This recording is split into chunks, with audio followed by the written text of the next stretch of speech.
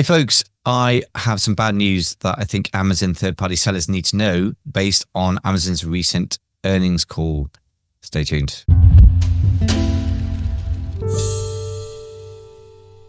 So there are three facts in their recent earnings call, which I thought really are a little bit scary, and we need to join up the dots and think this through. As third-party sellers, here they are.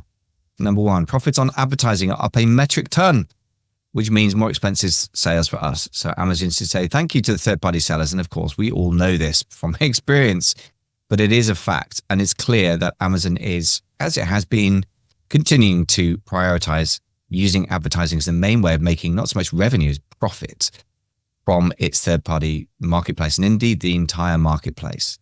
That's the first one. Second one, investment in the FBA system, which has been a big percentage of their CapEx, the capital expenditure, is going to be less as a percentage going forward. So that means less fulfillment capacity relative to demand, which is not good news for third-party sellers, of course. And it means that also our money is not being spent and being reinvested in the fulfillment system. So where is it going? Is it just going to the shareholders? Well, no, they're not really interested in giving away dividends. It's still a growth stock as far as the stock market's concerned. So where is it going? The percentage of capital expenditure going to AWS is booming. Now, that makes sense for Amazon because AWS made about 65% of their operating profits in the past year. And their view is that that is going to grow like Topsy because most computing power is desktop. So in other words, it's not on the cloud yet, but that is going to be a huge growth story. Now, that's probably true for Amazon. And if you want to buy stock market investments, well, I'm not a stock market investor, but there is a little bit of a hint. Well, I invest privately, but I don't advise publicly. There's a bit of a hint there, isn't there? So you might want to consider Amazon as a growth stock, not based on it being an e-commerce company, but it being a pure sort of tech play as a platform for other people to do their tech work. Famously, even the CIA uses AWS. Now, what does that imply for third-party sellers? Well, they are taking money from us. They're not giving it to the shareholders, but they're not reinvesting it in the FBA system either. They are investing it in their most profitable division. And that makes sense.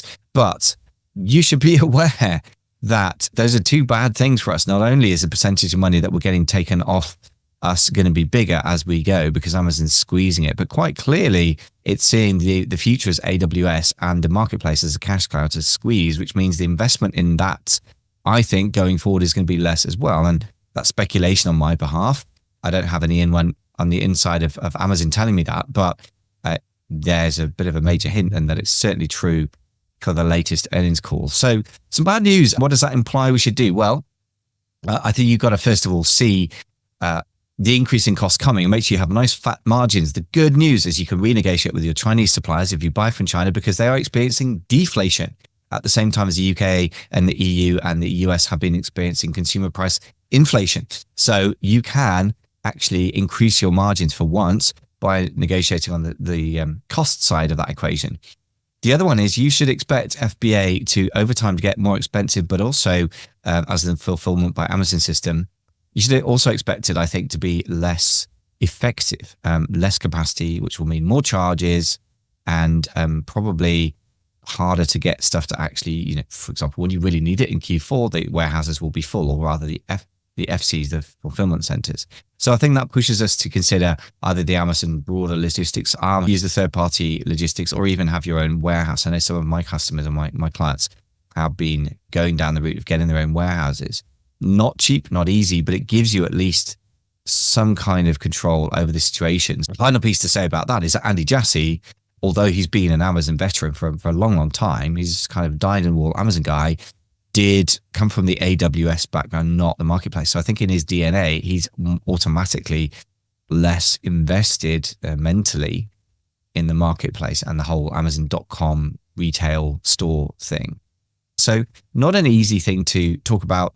Sorry to not be more positive today, but I think you need to see where things are going and have a plan that will at least be robust in the face of that. And rather than just assuming that, somehow things are going to change. I don't think they're going to change. I think the trend of charging us more as third-party sellers from Amazon is going to continue, and the trend of them taking less interest in the marketplace as a whole, what we think of as Amazon.com, is actually not Amazon as a corporate body, not their focus anymore. So bad news, but as ever, forewarned is forearmed. If you wish to stay forewarned about other things in your e-commerce life, particularly around Amazon, then you might want to consider joining the mastermind, which is going into its, I think, 8th year now at theamazonmastermind.com.